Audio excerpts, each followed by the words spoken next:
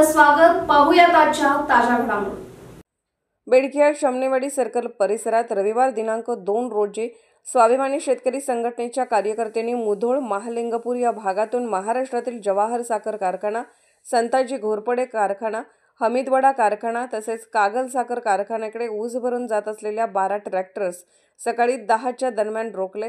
तर स्वाभिमानी शेतकरी संघटनेचे नेते राजू शेट्टी यांनी जयसिंगपूर येथे ऊस परिषदेत ठरवलेल्या विना कपात एकरकमी 3750 रुपये दर होत नाहीत तोपर्यंत ऊस कारखान्याला जाऊ देणार नाही असा ठाम निर्धार स्वाभिमानी शेतकरी संघटनेच्या वतीने राजू खिचडे यांनी सांगितले.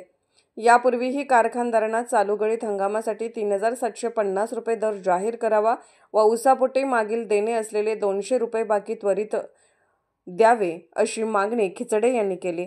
तर ऊस दर जाहीर केल्याविना परिसरातील शेतकऱ्यांनी ऊसतोड घेऊ नये असे आवाहन केले. तेव्हा परिसरातील शेतकऱ्यांनी थोडा धीर धरावा. आपल्या ऊसाला यावर्षी दर नक्की मिळणार आहे. सध्या महाराष्ट्रातील साखर कारखान्यांनी सध्या टनाला 3400च्या वर ऊस दर जाहीर केला आहे. मात्र स्वाभिमानी शेतकरी संघटनेला हा दर मान्य नाही.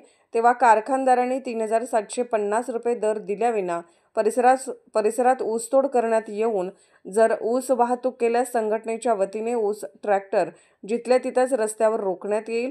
यावेळी संघटनेचे नेते रमेश पाटील म्हणाले, अद्याप कर्नाटकातील राज्यातील कोणत्याच साखर कारखान्यांनी अजूनही ऊस दर जाहीर केलेला नाही. मात्र महाराष्ट्रातील साखर कारखान्यांनी कर्नाटकातील दूरवरचे ऊस उचल करत आहेत. यामुळे शेतकरी संघटनेस आक्रमक भूमिका घेणे भाग पडत आहे.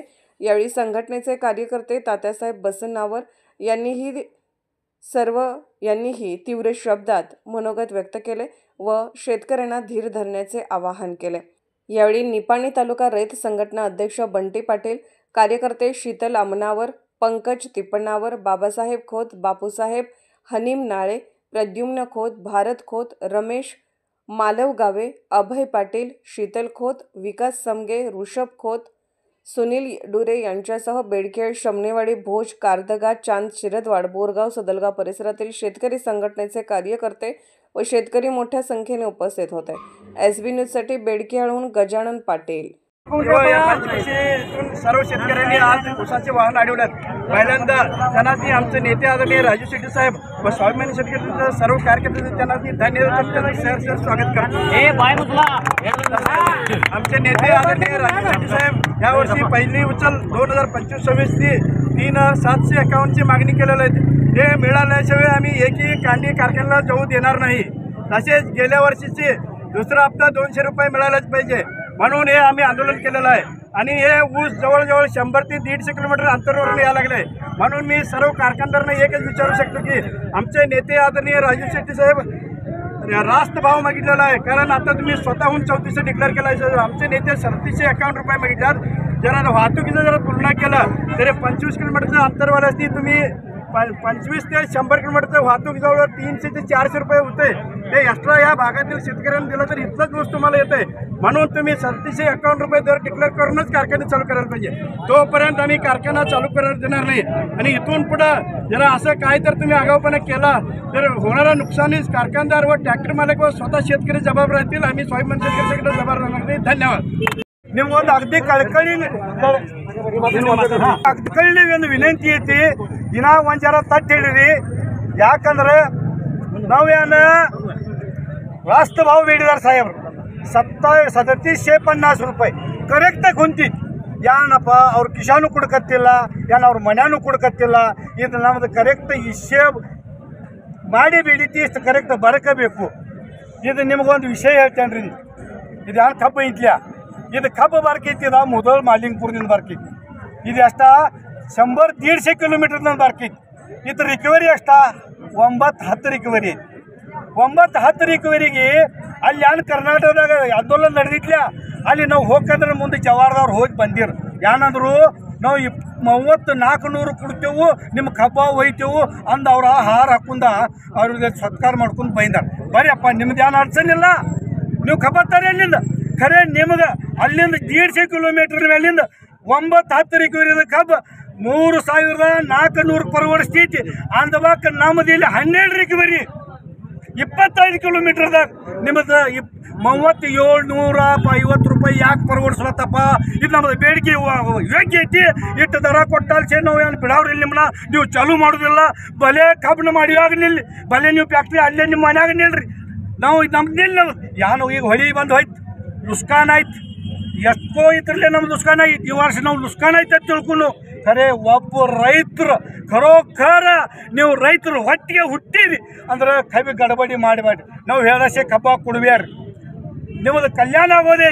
ನೀವು ದರ ತಗೊಳ್ಳೋರ್ದಿರಿ. ಎಲ್ಲ ರೈತರಿಗೆ ಕಾಲು ಬಿದ್ದು ಹೇಳ್ತೇವೆ, ನಮ್ಗೆ ಎಲ್ಲರೂ ಸಾಥ್ ಕೊಡ್ರಿ. ಹಿಂಗೆ ಇದು ಮಾಡಿ ಹೆಚ್ಚಿಗೆ ಈ ವರ್ಷ 3700 ಅಲ್ಲ, ನಾವು ಹಿಂಗೆ ಜನ ರೈತರು ಸಾಥ್ ಕೊಟ್ರಿ 5000 ದರ ಹೆಚ್ಚಿ ನೀವು ಸಂಘಟನೆಯ ಎಲ್ಲ ಪದಾಧಿಕಾರಿಗಳು ಹಾಗೂ ಇಲ್ಲಿ ಶಮನವಾಡಿ ಮತ್ತು ಬೇಡಿಕೆ ಗ್ರಾಮದ ಎಲ್ಲ ರೈತರು ಬಂದವರು ಕೂಡಿ ಕರ್ನಾಟಕದಿಂದ ಮಹಾರಾಷ್ಟ್ರದ ಸಕ್ಕರೆ ಕಾರ್ಖಾನೆಗೆ ಹೋಗುವಂಥ ಟ್ರ್ಯಾಕ್ಟರ್ಗಳನ್ನು ಟ್ರಕ್ಗಳನ್ನು ನಿಲ್ಲಿಸಿದೆವು. ನಮ್ಮ ಸ್ವಾಭಿಮಾನಿ ರೈತ ಸಂಘಟನೆ ಸಂಸ್ಥಾಪನಾ ಅಧ್ಯಕ್ಷರಾದಂಥ ರಾಜು ಶೆಟ್ಟಿ ಸಾಹೇಬರು ಈ ವರ್ಷ ಕಬ್ಬಿಗೆ 3751 ರೂಪಾಯಿ ನಿಗದಿತ ಬೆಲೆಯನ್ನು ಬೇಡಿದ್ದಾರೆ. ಆದರೆ ಕೆಲವೊಂದು ಕಾರ್ಖಾನೆಗಳು 3400 ದರವನ್ನು ಜಾಹೀರು ಮಾಡಿ ಇವತ್ತು ಕಬ್ಬನ್ನು ಒಯ್ತಾರೆ. ನಮ್ದು ಕಾರ್ಖಾನೆಯವ್ರಿಗೆ ಪ್ರಶ್ನೆ ಐತ್ರಿ, ನಿಮ್ದು ಮಹಾರಾಷ್ಟ್ರದ ಹತ್ತಿ ಅಷ್ಟು ಬರ್ತದೆ, ನಿಮ್ಗೆ ನಸ್ಲಾಪುರ ಅಂಕ್ಲಿ ಬರೋ ಅವಶ್ಯಕತೆ ಇಲ್ಲ. ನಿಮ್ಮಲ್ಲೇ ದಮ್ ಇತ್ತಂದ್ರೆ ಮಹಾರಾಷ್ಟ್ರದಾಗ ಒಯ್ಯಿರಿ. ಕರ್ನಾಟಕದಾಗಿನ ದರ ಜಾಹೀರಾಗಿಲ್ಲ. ಕರ್ನಾಟಕದ ಯಾವುದು ಒಂದು ಕಾರ್ಖಾನೆ ಶುರು ಆಗಿಲ್ಲ. ನೀವು 100 ಕಿಲೋಮೀಟರ್ 200 ಕಿಲೋಮೀಟರ್ ಯಾಕೆ ಕಬ್ಬ ತರಾಕದೀರಿ? ಅದೇ ದರ ನಮಗೆ 25-50 ಕಿಲೋಮೀಟರ್ ಇರುವಂಥ ರೈತರಿಗೆ ಕೊಟ್ರೆ ನೀವು ಇನ್ನೂ 200-300 ರೂಪಾಯಿ ಹೆಚ್ಚು ದರ ಕೊಡ್ಬೋದು. ಆದ್ರೆ ಮಲ್ಟಿ ಆಕ್ಟ್ ಪ್ರಕಾರದಾಗ ನೀವು ನೇಮ ತಪ್ಪು ಮಾಡ್ಕದ್ರಿ, ಕಾಯ್ದೆ ಸರ್ ನಿಮ್ಮ ಗುಣ ಹಾಕಬೇಕು. ಅದಕ್ಕೆ ಎಲ್ಲ ರೈತರು ಬಂದೇವ್ ನಾವು ಮನವಿ ಮಾಡ್ತೇನೆ. ಏನಪ್ಪ ಅಂದ್ರೆ ಕರ್ನಾಟಕದಾಗಿರುವಂಥ ಸುತ್ತಮುತ್ತಲ ಇರುವಂಥ ಎಲ್ಲ ರೈತರು ಈ ಕರ್ನಾಟಕದಾಗ ಭಾಳಷ್ಟು ಉಗ್ರವಾದಂಥ ಹೋರಾಟ ನಡೆದಿತ್ತು. ಯಾವುದೋ ಫ್ಯಾಕ್ಟ್ರಿ ಶುರು ಇಲ್ಲ. ದಯವಿಟ್ಟು ನೀವು ಖರೇಖರ ಅಂದ್ರೆ ರೈತರ ಮಕ್ಕಳಾಗಿರಿ ಅಂದ್ರೆ ನೀವು ರೈತರ ಮಕ್ಕಳಾಗಿರಂದ್ರೆ ಟ್ಯಾಕ್ಟರ್ದವ್ರು ಸುಧಾ ನೀವು ರೈತರ ಮಕ್ಕಳಾಗಿರಂದ್ರೆ ನೀವು ಯಾರು ಕಬ್ಬ ತುಂಬಬೇಡ್ರಿ, ಯಾರು ಕಬ್ಬ ಕಡಿಬೇಡ್ರಿ. ಇದು ರೈತರಿಗೆ ಅನ್ಯಾಯ ಐತಿ. ಯಾರು ಹಂಗೆ ಮಾಡ್ರೆ ಏನು ಆಗ್ತಿದೆ ಅದು ಅನಾಹುತದ ಜವಾಬ್ದಾರಿ ನೀವ್ರಿದ್ದೀರಿ. ನಾವು ಸ್ವಾಭಿಮಾನಿ ರೈತ ಸಂಘಟನೆ ಆಗಲಿ, ಕರ್ನಾಟಕ ರಾಜ್ಯ ರೈತ ಸಂಘಟನೆ ಎಲ್ಲ ರೈತರು ನಾವು ಕೂಡಿ ಯಾವುದೇ ಪಕ್ಷ ಜಾತಿ ಧರ್ಮದ ಪ್ರಶ್ನೆ ಇಲ್ಲ. ಇಲ್ಲಿ ನಮ್ದು ಕಬ್ಬದ ಬೆಳೆ ಪ್ರಶ್ನೆ ಐತೆ, ಯಾವುದೂ ಸಂಬಂಧ ಇಲ್ಲ. ನಾವ್ರೆಲ್ಲ ಬಿಟ್ಟು ಜಾತಿ ಧರ್ಮ ಪಕ್ಷ ಬಿಟ್ಟು ಹೋರಾಟ ಮಾಡಾಕಿದೆವು. ನಮ್ಗೆ ನ್ಯಾಯಯುತವಾದಂಥ ಬೆಲೆ ಸಿಗಬೇಕು, ಅದಕ್ಕಾಗಿ ಹೋರಾಟ ಐತಿ. ಎಲ್ಲ ರೈತರು ಇದ್ರಾಗ ಯಾರು ಪಕ್ಷ ಬೀಸ್ತಾರ ತಗೋಬೇಡ್ರಿ. ನಿಮ್ಗೆ 100 ಟನ್ ಹೋಯ್ತಂದ್ರೆ ನಿಮ್ಗೆ ಯಾವ ಲೀಡರ್ ತಂದು ನಿಮ್ಗೆ 10,000-20,000 ಯಾವ ಮುಸ್ಲಿಮಾಗ ಕೊಡಾವಿಲ್ಲ. ಅದ್ರಲ್ಲಿ ಲಕ್ಷ ಹಿಡ್ಕೋರಿ. ನಮ್ದು ಕಬ್ಬ ನಾವರೇ ಬೆಳಿಬೇಕು, ನಮ್ಮ ಮಕ್ಕಳನ್ನ ಅವರೇ ಬೆಳೆಸಬೇಕು. ನಮ್ಮ ಕುಟುಂಬ ಸತನ ಆಗಬೇಕಾದ್ರೆ ದುಡ್ಡು ಬೇಕು. ಅವ್ರು ಬಿ ದುಡ್ಡು ಸಲುವಾಗಿ ಮಾಡ್ತಿದಾರೆ. ನಾವು ಬೆಳೆದಿನ ಬೆಳೆ ಕಬ್ಬ ಅದು ಬೆಳಿಬೇಕಾದ್ರೆ ಎಲ್ಲರೂ ಒಗ್ಗಟ್ಟಾಗಬೇಕು. ಎಲ್ಲರೂ ಸ್ವಚ್ಛ ಮನಸ್ಸಿಂದ ಪ್ರಾಮಾಣಿಕದಿಂದ ಒಗ್ಗಟ್ಟಾಗಿ ಹೋರಾಟ ಮಾಡೋಣ. ಎಲ್ಲರೂ ಕೂಡಿ ಹೋರಾಟ ಯಶಸ್ವಿ ಮಾಡೋಣ. ಮತ್ತು ಈ ವರ್ಷ ಕಬ್ಬಿನ ಬೆಲೆ ನಮ್ಮ ರಾಜು ಶೆಟ್ಟಿ ಸಾಹೇಬ್ರು ಎತ್ತ ಅಷ್ಟು ಮಟ್ಟ ತಗೋಕೆ ನಾವು ಸಿದ್ಧ ಆಗಬೇಕು. ಯಾರು ಕರ್ನಾಟಕದವ್ರು ನಸ್ಲಾಪುರ ಆಗಲಿ, ಅಂಕ್ಲಿ ಆಗಲಿ, ರಾಯಬಾಗ್ ಆಗಲಿ ಯಾರು ಕಬ್ಬ ಕೊಡಾಕಲಿ ರೈತರ ದಯವಿಟ್ಟು ಮನವಿ ಮಾಡ್ತೇವೆ. ಮತ್ತೊಂದ್ಸಲ ಹೇಳ್ತೇವೆ ನೋಡ್ರಿ, ಭಾಳಷ್ಟು ತೀವ್ರ ಹೋರಾಟ ಐತಿ. ನಿಮ್ಮ ಕಬ್ಬ ನಿಮ್ಮ ಹೊಲದಾಗ ಸುರಕ್ಷಿತ ಐತಿ. ಯಾರು ಕಬ್ಬ ಕೊಡಬೇಡ್ರಿ. ಮತ್ತೊಂದ್ಸಲ ಹೇಳ್ತೇವೆ, ನೀವು ರೈತರ ಮಕ್ಕಳಾಗಿರ, ರೈತರು ಹುಟ್ಟಿರ ಅಲ್ಲ, ನಿಮ್ಮ ರೈತರು ತೆಗ್ದಿರ. ನಾ ಹೇಳ್ತೇವೆ, ನಿಮ್ಮ ರೈತರು ತೆಗ್ದಿರ. ನಿಮ್ಮ ಖರೇಖರ ರೈತರು ತೆಗದ ಅಂದ್ರೆ ಕಬ್ಬ ಕೊಡಬೇಡ್ರಿ. ಇಷ್ಟ ಹೇಳ್ತೇವೆ. ಫ್ಯಾಕ್ಟ್ರಿ ಹೇಳ್ತೇನೆ ಮಲ್ಟಿ ಆಗ್ತ ಕೆಳಗ ಯಾರು ಕಬ್ಬ ಜಗೋದಿತ್ತಿ ನೀವು ಏರಿಯಾದಾಗ ಜಾಗ್ರಿ, ನಮ್ಗೆ ದರ ಹೆಚ್ಚು ಕೊಡ್ರಿ. ಹೊರಗಲ್ಲಿ ಹೋಗಿ ನೀವು ಉದಾಹರಣೆ ಹೇಳ್ತೇನೆ ರೀ, ಗುರ್ಲಾಪುರ ಫ್ಯಾಕ್ಟ್ರಿಗೆ ಹೋಗಿ ಇಲ್ಲಿ ಅವರು ಹೋಗಿ ನಾವು 3400 ಕೊಡ್ತೀವತ್ತು ಹೇಳಿ ಮಾಡಿ ಬೈದಾರ. 4400 ರೂಪಾಯಿ ಕೊಡ್ತೀವತ್ತು ಹೇಳಿದ್ರು ನಮ್ಮ ರೈತ ಸಂಘಟನೆಯವ್ರು ಎಲ್ಲರೂ ನಿನ್ನಿದ್ರು. ಇದು ನಮ್ಮ ದರ ಒಪ್ಪಿಗಿಲ್ಲ, ನೀವು ಕಬ್ಬ ಕೊಡಬೇಡ ಅಂತ ಹೇಳಿದ್ರು. ರೈತರು ಕೊಡಂಗಿಲ್ಲ ಅಂತ ಹೇಳಿದ್ರು. ಅದಕ್ಕಾಗಿ ನಮ್ಮ ಜಗಳ ಹಚ್ಚಾಗದಾರ. ಅದಕ್ಕಾಗಿ ಎಲ್ಲರೂ ಒಗ್ಗಟ್ಟಾಗಿ ಹೋರಾಟ ಮಾಡೋಣ.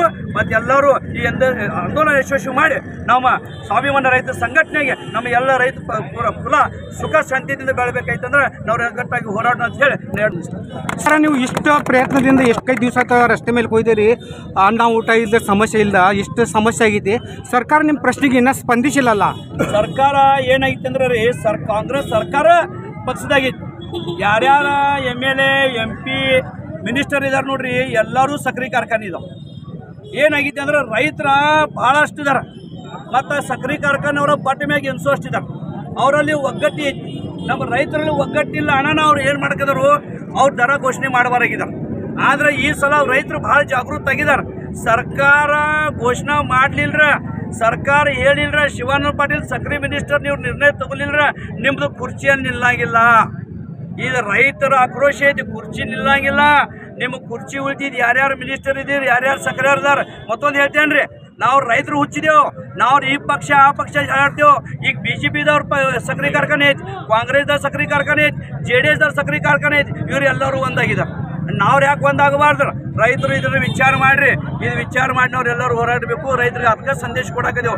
ನಾವು ಭೀ ಕಬ್ಬು ಪುಸ್ತಕ ಯಾವುದೋ ಪಕ್ಷ ಭಿಕ್ಷೆ ಬೇಡ, ನಾವು ಒಗ್ಗಟ್ಟಿನಿಂದ ಹೋರಾಡೋಣ ಮತ್ತು ನಮ್ಮ ಯೋಗ್ಯವಾದಂಥ ಬೆಲೆ ತಗೋಣ. ಅದಕ್ಕಾಗಿ ಸರ್ಕಾರಕ್ಕೆ ಇಶಾರ ಐತಿ. ಸಿದ್ದರಾಮಯ್ಯ ಸಾಹೇಬ್ರ, ನೀವ್ರ ರೈತರಿಗೆ ಬೆಲೆ ಕೊಡ್ಲಿಲ್ಲ. ಯಾಕಂದ್ರೆ ರೈತರ ಜೀವ ಮ್ಯಾಗ ಹೋಗಿ ಕುರ್ಚಿ ಮ್ಯಾಗ ಕುಯ್ದಿರಿ. ನೀವು ಇವತ್ತು ರೈತರ ಜೀವ ಮ್ಯಾಗ ಹೋಗಿ ಕುರ್ಚಿ ಮ್ಯಾಗ ಕುಯ್ದಿರಿ. ನೀವು ಯಾರ್ಯಾರು ಮಿನಿಸ್ಟರ್ ಇದ್ದೀರಿ, ಯಾರ್ಯಾರು ನೀವು ಜರ ಯೋಗ್ಯವಾದಂಥ ದರ ಮಾಡಲಿಲ್ಲ, ನಿಮ್ಮ ಕುರ್ಚಿ ಖಾಲಿ ಆಗೋದು 100%. ಇದು ಗ್ಯಾರಂಟಿ. ರೈತರಿಗೆ ಶಾಪ್ ಐತಿ ಲಕ್ಷ ಇಟ್ಟು. राजकीय, सामाजिक, आर्थिक असा सर्व घडामोडींचा आढावा पाहायला विसरू नका SB न्यूज चॅनल आणि नक्कीच सबस्क्राईब करा.